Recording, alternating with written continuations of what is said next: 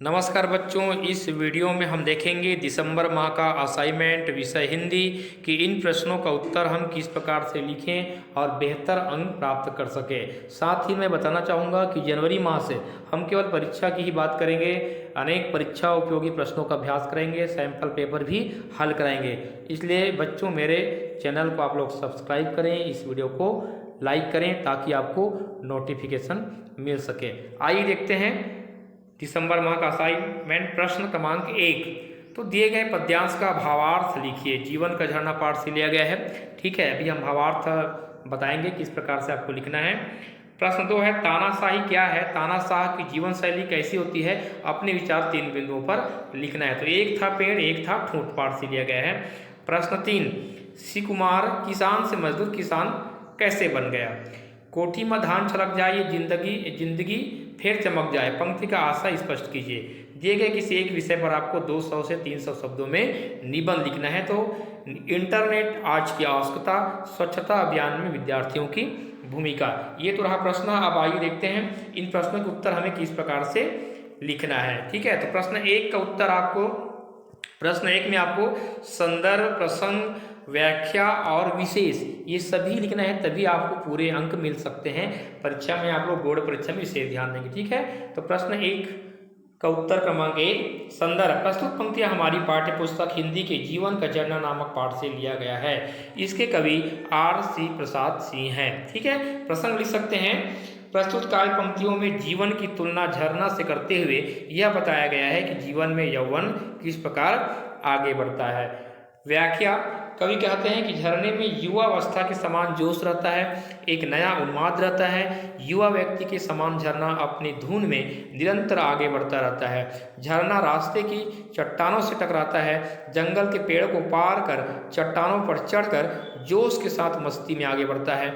उसी प्रकार हमारे जीवन में भी कई बाधाएं व रुकावटें आती है, लेकिन इन बाधाओं व रुकावटों से निराश न होकर हमें सदैव आगे बढ़ना चाहिए। यह इस काव्यांश से हमें सीख मिलती है। विशेष में लिख सकते हैं, काव्य संदर्भ ओज गुण है, भाषा सरल व सहज, भाव प्रधान कविता, पूर्ण छंदबद्ध रचना, ये सभी आप विशेष में लिख सकते हैं। अब देखते हैं प्रश्न क्रमांक 2 का उत्तर। तो तानाशाह किसे कहते हैं? इसका उत्तर है, तानाशाही जो अपनी ही बात पर अड़िग हो, वह किसी दूसरे की बात ना समझे, जो अपने ही आप को सर्वश्रेष्ठ समझता हो।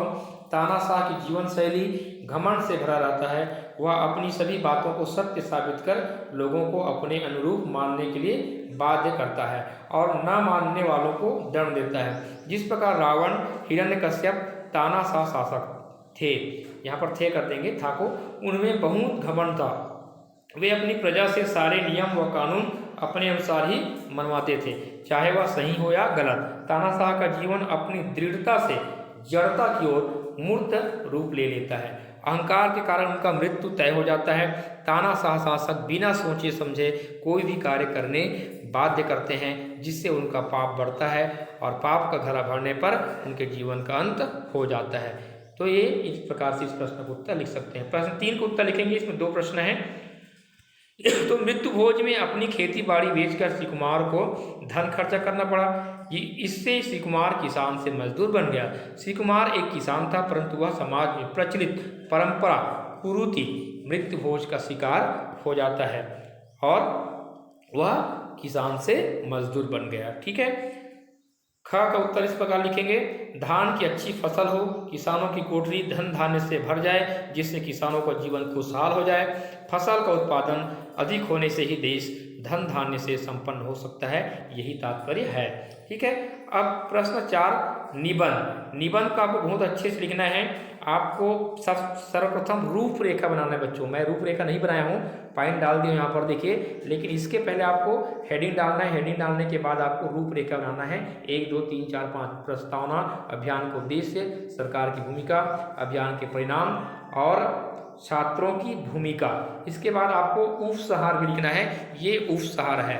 तो ये सभी बिंदु आप बहुत सुंदर अक्षरों में लिखें। इसमें कुछ हो सके तो उसमें कुछ स्लोगन भी डालें, कुछ पंक्तियां डालें, ताकि आपको और बेहतर अंक मिल सके।